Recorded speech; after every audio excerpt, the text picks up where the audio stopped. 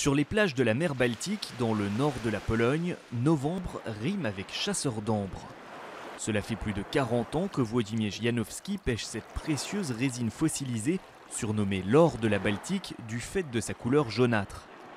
Ramenée par les vents du nord-est vers la côte polonaise à cette époque de l'année, l'ambre peut rapporter très gros à ses pêcheurs locaux. C'est une bonne journée. Celui-là, je vais le vendre à 80 zloty. Ces deux-là, à 50 chacun. Et ce gros-là, ce sera au moins 150. Parfois, on peut gagner beaucoup plus.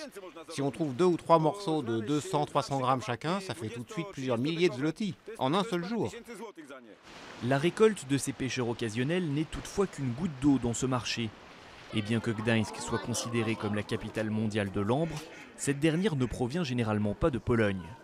Dans cet atelier de bijouterie, les centaines de kilos d'ambre traités chaque année proviennent essentiellement de l'enclave russe de Kaliningrad où son extraction est plus rentable. Heureusement pour les artisans polonais, le savoir, lui, est en Pologne. Dans les pays de l'ex-Union soviétique, l'artisanat de l'ambre a complètement disparu à l'époque communiste, alors qu'en Pologne, les ateliers sont restés. Bien que l'accès à l'ambre était limité, les bijoutiers pouvaient continuer de développer leur tradition. À Gdańsk, l'ambre a son royaume, dont voici le roi. Lucian Merta, 66 ans, a consacré toute sa vie à l'or de la Baltique. Au total, il a transformé plus de 300 tonnes d'ambre brute en un trésor d'une valeur inestimable.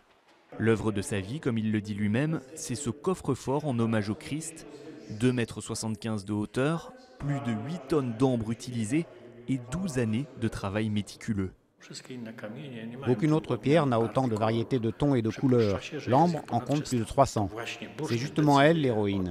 C'est l'ambre qui décide de ce que je vais faire, car elle influe sur mes idées et sur les arrangements que j'apporte à mes œuvres. Les créations de Lucian Merta sont reconnues dans le monde entier.